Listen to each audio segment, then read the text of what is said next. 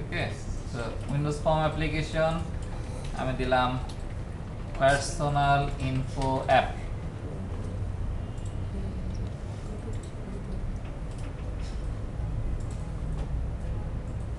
So Windows form যখন আপনি open করতেছেন it's a different template then console application, right?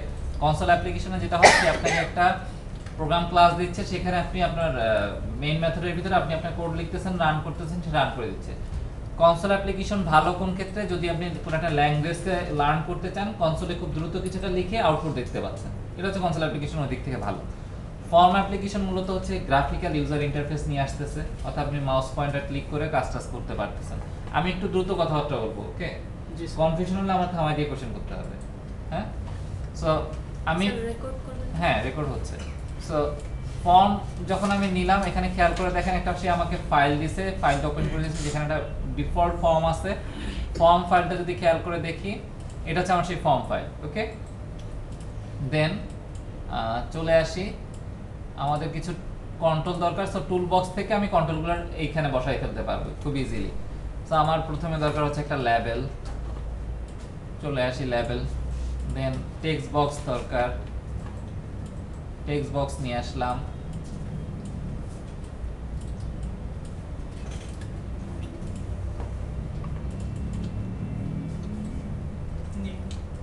So এটা হচ্ছে কি নেম। দেন এই টেক্সট বক্সটারও তো একটা নাম দেওয়া উচিত।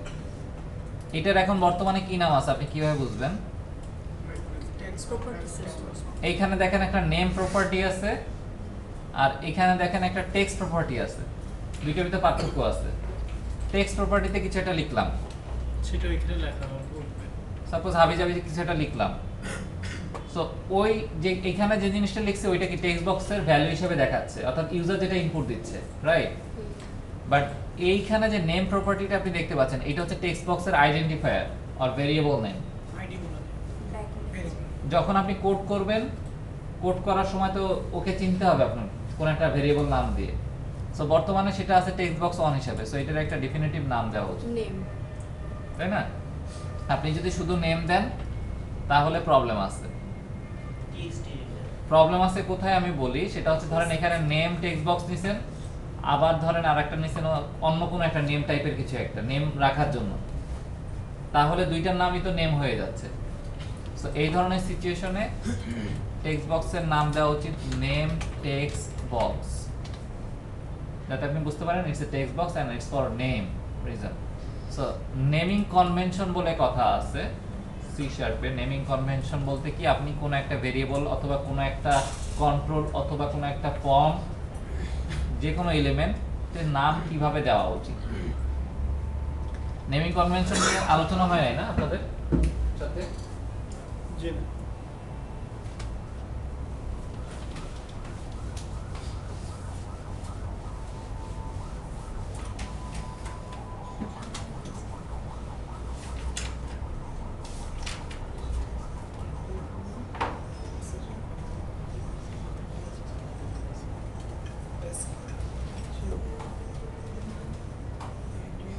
So this is the two type of naming convention, camel case and Pascal case. এই যে কথাটা লেখা আছে না camel case, খেয়াল করে দেখেন প্রথমটা কি স্মল লেটার, পরেরটা কি ক্যাপিটাল লেটার। এটার প্রথমটা কি ক্যাপিটাল, পরেরটাও ক্যাপিটাল। সো এই যে নেমের ফরম্যাটটা এটাই camel case and Pascal case। যেমন আমি যদি বলি এই কন্ট্রোলটার নাম আমি কি দিছি, নেম টেক্সট বক্স, এটা কিসে লেখা, কোন ফরম্যাটে লেখা? Camel case.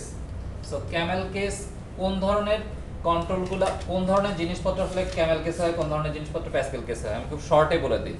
একটা কমন রুল আছে, যে কোনো ধরনের ভেরিয়েবল, যে কোনো ধরনের ভেরিয়েবল ক্যামেল কেস। যেমন যে কোনো ধরনের control, Windows form control Camel case. বোঝা যাচ্ছে কি? কন্ট্রোল বলতে টেক্সট বক্স, লেবেল, বাটন, এগুলো আপনার ফর্মে বিভিন্ন ধরনের কন্ট্রোল, এগুলো হচ্ছে সব ক্যামেল কেসে হওয়া উচিত। প্যাসকেল কেসে হয় সাধারণত মেথডের নাম, মেথডের নাম প্যাসকেল কেস। ফর্মের নাম, এই যে একটা ফর্ম দেখতে পাচ্ছেন, এই ফর্মের নাম হওয়া উচিত প্যাসকেল কেসে, ক্লাসের নাম প্যাসকেল কেসে হওয়া উচিত। বুঝা যাচ্ছে কি? জি তাহলে রুল হচ্ছে এটাই, যে কোনো ধরনের controller variable Camel case, class, method, তারপর কি ফর্মের নাম, এগুলো হচ্ছে প্রপার্টিজ। প্রপার্টিজের নাম হচ্ছে প্যাসকেল কেসে। প্রপার্টিজ বলতে কি? নেম, এটা একটা প্রপার্টিজ টেক্সট বক্সের। তারপরে কি? টেক্সট, এটা একটা প্রপার্টি, দেখেন প্যাসকেল কেসে লেখা। বুঝা যাচ্ছে কি? জি আপাতত এইটা মনে রাখলেই হবে, নেমিং কনভেনশন। আর অলওয়েজ মাথায় যেটা রাখবেন, এখন থেকে সবকিছু ডিক্লারেটিভ নাম দিবেন। ডিক্লারেটিভ, হিউম্যান রিডেবল, মানুষ পড়তে পারে এরকম। কিরকম? সাপোজ আপনি ভেরিয়েবলের নাম দিতেন এতদিন কি integer A B C X Y Z, শেষ, দায়িত্ব শেষ। এরপরে পরে যখন আপনি ওইটা নিয়ে কাজ করতে যাবেন, কোনটা এ কোনটা বি কোনটা সি কি পারপাজে ছিল, আবার আপনাকে কোডটা স্কিম করে আসতে হয় বারবার। বুঝা যাচ্ছে কি? ফর্মের ক্ষেত্রে এটার নাম যদি আমি এখন টেক্সট বক্স অন রাখি, পরবর্তী কন্ট্রোলগুলোর নাম text box 2, text box 3, text box 4, কি হবে? কোড লেখা শুরু যখন কোড মুভমেন্টে আছেন তখন আপনার বারবার এখানে এসে দেখতে হচ্ছে যে আসলে টেক্সট বক্স অন যেন কেন দিছিলাম, টেক্সট বক্স দরকার আছে আপনার, নামটা ভালো মতো দেন, তাই না? Name text box, name text box লিখলে হয়, আপনি নাম লিখতেছেন এম টেক্সট বক্স, কেন? আই ডোন্ট নো, এই শর্টে লেখার জন্য সময় বাঁচলো। আপনার এন এ এম ই লিখতে কত মিলি সেকেন্ড বেশি সময় লাগতো, বুঝতে পারতেছেন কিনা? অলসতা, লেজিনেস, এছাড়া আর কিছুই না। আচ্ছা, অনেক ওয়েবসাইটে ঢুকলে বলে যে ইন্টেরিয়র মেইন কথাটা ভিতরে লেখা থাকে বক্সে। কোনটা? প্লেস হোল্ডার করতে বলতেছে। ও আচ্ছা, সো ওই কথাটা আনার জন্য তাহলে কি করতে হবে? দ্যাটস অ্যানাদার ইস্যু, বাট এখানে আমি জানি না ওই কোন প্রপার্টিতে যেন আছে এরকম প্লেস হোল্ড। অ্যাকচুয়ালি ওইটা হচ্ছে ওয়েবের ভাষায় প্লেস হোল্ডার যে অ্যাট্রিবিউট আছে ওখানে বসাই দিলে হয়, বাট এইখানে কোথায় আছে আমি ঠিক জানি না। ইভেন উইন্ডোজ ফর্ম কন্ট্রোলে আছে কিনা তাও আমি শিওর না, হয়তো এটা ম্যানুয়ালি ইয়া করে কাজটা করতে হয়। যেমন এখানে আমি টেক্সট প্রপার্টিতে লিখছি, এখানে লাইনটা চলে আসছে।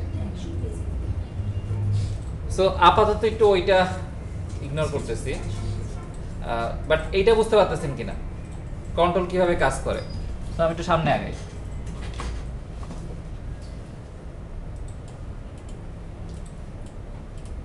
এইটার প্রপার্টিতে যাই, এখানে দেখেন মাল্টি লাইন বলে একটা কথা আছে। মাল্টি লাইন, এটা ট্রু করে দিলাম, সো এটা এখন মাল্টি লাইন পসিবল। আপনি কমন সেন্স কাজে খাটাইলেই সি শার্পের ফর্মে 80% কাজ আপনি করে ফেলতে পারবেন। সো এটার নাম দিচ্ছি কি অ্যাড্রেস, তাই না? সো টেক্সট দরকার নাই, সরি আমি উল্টা লিখছি, এখানে লেভেলের টেক্সট হবে হচ্ছে অ্যাড্রেস।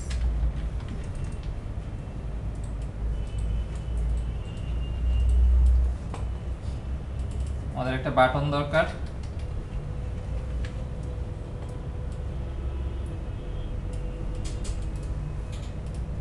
বাটনটার টেক্সট হবে সেভ, বাটনটার নাম হবে কি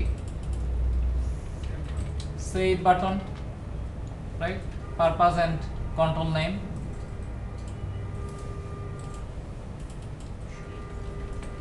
শো, সরি উল্টা লিখছি,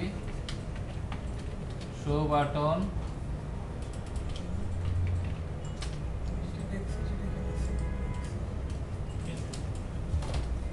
এটার নামটা দেই নাই, এটা হবে অ্যাড্রেস টেক্সট বক্স, তাই না?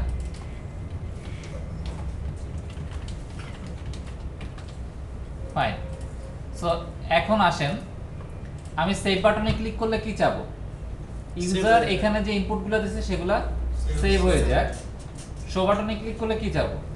ওই ইনফরমেশনগুলো আবার দেখাক, ব্যাপারটা তো তাই। সো সেভ বাটনের প্রপার্টিতে আসি, আপনি যদি ডাবল ক্লিক করেন বাই ডিফল্ট আপনাকে ক্লিক একটা কোডে দিয়ে নিয়ে যাবে, এটা হচ্ছে ডিফল্ট ইভেন্ট বলে। বাট আপনি যদি কোনো একটা কন্ট্রোলের এখানে খেয়াল করে দেখেন, প্রপার্টিতে আসেন, তাহলে এখানে দেখেন একটা থান্ডারবোল্ট সাইন আছে, এটা হচ্ছে ওর ইভেন্ট লিস্ট। ইভেন্ট বলতে কি বোঝায়? ওর কি কি ধরনের ঘটনা, সে কি কি ধরনের কাজ করবে। যেমন এখানে খেয়াল করে দেখেন ক্লিক বলে একটা ইভেন্ট আছে, অর্থাৎ এই বাটনে ক্লিক করলে কি ঘটবে সেটা আপনি লিখে দিতে চান, অথবা এই বাটনের উপর মাউস পয়েন্টার নিয়ে আসলে কি ঘটবে সেটা আপনি চান। মাউস ওভার বলে কিছু একটা আছে, এই যে মাউস ওভার, বাটনের উপর মাউস পয়েন্টার নিয়ে আসতে চান, তখন আপনি কিছু একটা ঘটনা ঘটাতে চান। অথবা আরো অনেক ধরনের এখানে এরিয়া আছে, যেমন for an example button leave, অর্থাৎ এই কন্ট্রোলটা ফোকাসে আছে, ফোকাস থেকে বের হয়ে যাচ্ছেন, তখন কি ঘটাতে চাচ্ছেন। আমার পয়েন্ট কি সবাই বুঝতে পারতেছেন আমি কি বলতেছি? So this are called events.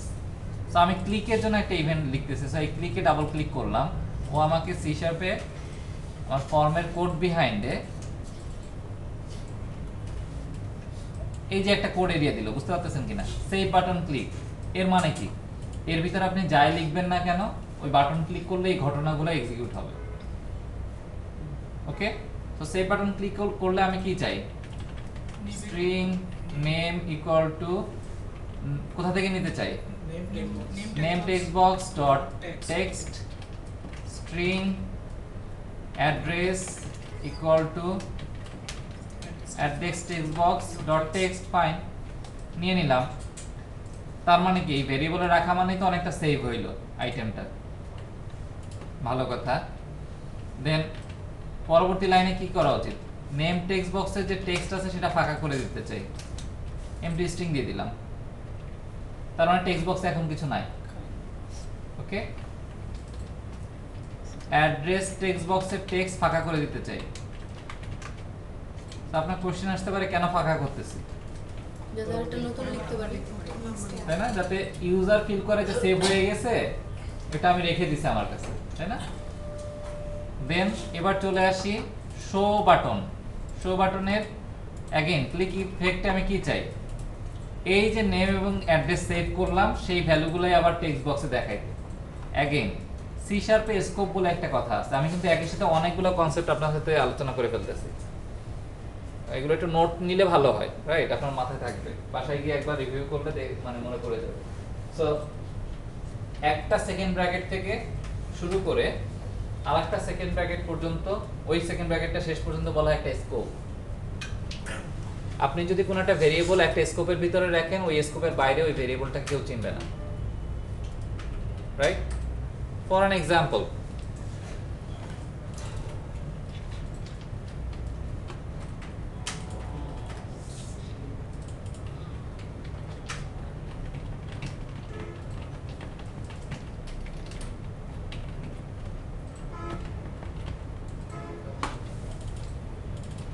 আমি এইভাবে লিখতে পারতাম না? আগে ভেরিয়েবল ডিক্লেয়ার করছি, পরে ভেরিয়েবলে ভ্যালু দিছি, পসিবল? এটা কোন স্কোপে আছে? এই স্কোপে আছে। এই ভেরিয়েবলটা স্কোপ কোনটা? এই সেকেন্ড ব্র্যাকেট থেকে শুরু করে এই সেকেন্ড ব্র্যাকেটের শেষ পর্যন্ত, সেই কারণে ও ইজিলি ভ্যালুগুলো নিতে পারতেছে। আমি কি বলছি, একটা সেকেন্ড ব্র্যাকেট থেকে শুরু করে আর একটা ওই সেকেন্ড ব্র্যাকেটের শেষ পর্যন্ত হচ্ছে একটা ভেরিয়েবলের স্কোপ। সেকেন্ড ব্র্যাকেট শুরু করলাম, সেকেন্ড ব্র্যাকেট শেষ করলাম, তাহলে ওই ভেরিয়েবলটার স্কোপ কতটুকু? এতটুকু, এর বাইরে এই ভেরিয়েবলকে কেউ চিনবে না। সি শার্পের ব্যাপারটা এরকম, আপনি যাই ডিক্লেয়ার করেন না কেন, যে স্কোপের ভিতর আছে সেই স্কোপে সেটা আইডেন্টিফাইড, ওই স্কোপের বাইরে গেলে তাকে কেউ চিনবে না। সো আমি কি চাচ্ছি, আমি কেন এত কথা বলতেছি সেটা হচ্ছে, এই যে আপনি ভেরিয়েবলে ভ্যালু রাখলেন এবং এটাকে এখন আপনি বলতেছেন যেহেতু ইন মেমোরিতে আছে, সেটাও আমার এক ধরনের সেভ। ডাটাবেস নাই তাতে কি হয়েছে, মেমোরিতে তো আছে, যতক্ষণ অ্যাপ্লিকেশন রানিং ততক্ষণ ভ্যালু আছে। শো বাটনে যখন আমি ক্লিক করতেছি, ভ্যালুগুলো কার কাছ থেকে পাবো? ভেরিয়েবল থেকে পাবো, রাইট? সো ওই ভেরিয়েবলটা তো আসলে আছে কোন স্কোপে? আরেকটা স্কোপ। এই স্কোপে। এই স্কোপের বাইরের স্কোপ তো আসলে এইটা, সো এর কাছে তো আমি পাবো না। বুঝতে পারতেছেন সবাই? জি। যে কারণে আমার যেটা করা উচিত, এইটার এবং এইটার কমন স্কোপ কোনটা? এই যে দুইটা সেভ বাটন এবং শো বাটন ক্লিকের কমন স্কোপ কোনটা? এখান থেকে এই পর্যন্ত জি। ক্লাস লেভেল যে স্কোপ, তার মানে আমি যদি এই ভেরিয়েবল দুইটা এই ক্লাস লেভেল স্কোপে ডিক্লেয়ার করি, তার মানে সবাই সবার কাছে ওইটা available. So this is not called public again, global variable, this is not called global variable, right variable. Global variable বলে সি শার্পে কিছু নাই। আমি স্কোপ হায়ার স্কোপে নিয়ে গেলাম, রাইট? আমি লোয়ার স্কোপে ছিলাম, এটা হায়ার স্কোপে নিয়ে গেলাম, ক্লাস লেভেল স্কোপে নিয়ে আসলাম, আর মেথড লেভেল স্কোপে আসছি। আমি কিন্তু আরো লোয়ার লেভেল স্কোপ দেখাই দিয়েছি আপনাদের, মেথডের ভিতরে স্কোপ তৈরি করা যায়। পয়েন্ট বোঝা গেল? এটা কি ভেরিয়েবল বলবে? এটা ক্লাস লেভেল ভ্যারিয়েবল, এটার এরকম কোনো নাম দেওয়া যাচ্ছে না, যে গ্লোবাল ভ্যারিয়েবল আর লোকাল ভ্যারিয়েবল, রাইট? সো যদি আমি একদম শুদ্ধ ভাষায় বলতে চাই, এটা আসলে ফিল্ড ক্লাস লেভেলে যেহেতু লিখছি, বাট এখনো যেহেতু ওপি আলোচনা আমরা শুরু করিনি, ফিল্ড টিল্ড এগুলো ভুলে যাই। ওকে, সো অ্যাগেইন আমি আবার ধাপে ধাপে আসি। সো আমি এখানে নেম আর অ্যাড্রেস দুটো ভেরিয়েবল ডিক্লেয়ার করে রাখছি। যখনই আমি সেই বাটনে ক্লিক করছি, তার মানে কি নেমের কাছে ভ্যালু চলে আসছে, অ্যাড্রেসের কাছে ভ্যালু চলে আসছে, তার মানে আলটিমেটলি এর কাছে ভ্যালু আছে। জি। অনেকে যে কাজটা করেন, ভুল করে ফেলেন, সেটা হচ্ছে এইভাবে ডিক্লেয়ার করেন। দেখেন ও কিন্তু কোনো আপত্তি জানায় নাই, কোনো আপত্তি জানাইছে?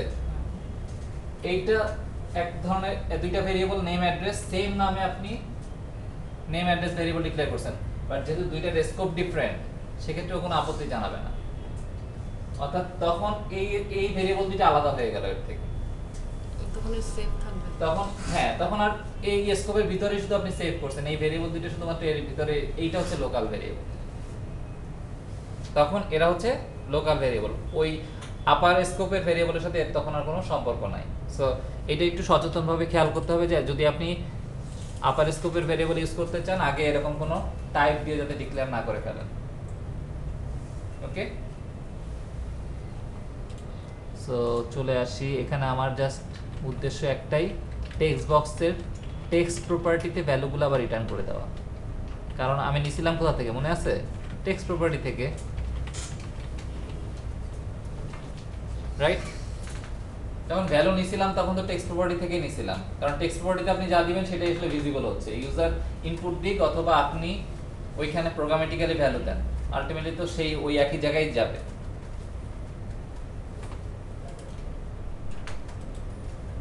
সো আমি যদি এখন এখানে চলে আসি, রান করি, দেন এখন আপনি ধরেন আমি এখানে ব্রেক পয়েন্ট রাখলাম, এখানে ব্রেক পয়েন্ট রাখি, নেমে কিছু একটা ভ্যালু দেই, সাপোজ আমার নামে দিলাম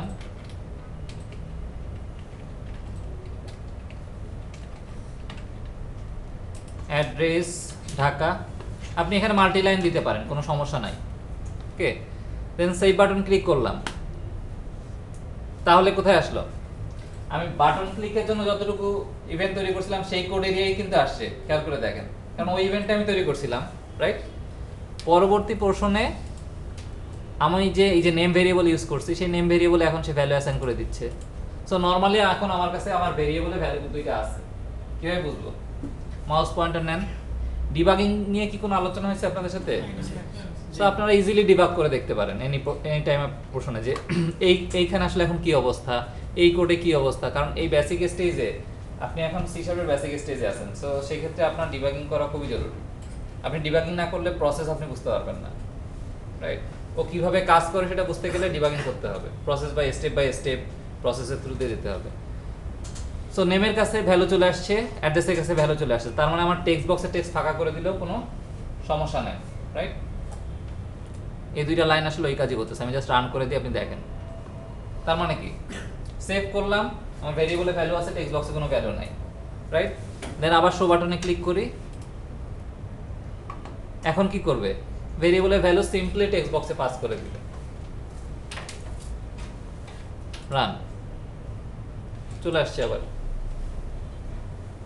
কারো কোনো কনফিউশন আছে? ফাইন, এইটা হচ্ছে উইন্ডোজ ফর্মের আলোচনা। মানে আপনারা ওইখানে এই কাজগুলাই করবেন অ্যাকচুয়ালি। বলেন, কাউন্ট করার জন্য কোনো ইয়ে আছে? কাউন্ট করার জন্য যে লজিক, সেটা আপনারা ইমপ্লিমেন্ট করবেন। হ্যাঁ, সেটা করব, কিন্তু এটার জন্য কোনো টেমপ্লেট আছে লাইক কাউন্ট মানে বুঝিনি। কোন কাউন্ট? ওইখানে মানে হচ্ছে কতবার ও হ্যাঁ, দেওয়া হয়েছে সেটা। মানে অ্যারের ক্ষেত্রে কাউন্টের জন্য কোনো শর্টকাট ওয়ে আছে কিনা আমি বলতেছি না, কোনো শর্টকাট ওয়ে আছে কিনা। মানে আমি আপনাদের কোনো অ্যান্সারই এখন আপাতত দিচ্ছি না, রাইট? যেহেতু ওইটা প্র্যাকটিস, ইউ শুড এক্সপ্লোর ইট, যে আসলে কোনো শর্টকাট আছে কিনা, অথবা আপনি একদম ইজি পাথে না গিয়ে কঠিন পাথেই গেলেন, রাইট? সো আমরা কিন্তু আমাদের আলোচনা থেকে একটু সরে আসছিলাম, আমরা আমাদের ওইখানে আবার ব্যাক করি, রাইট?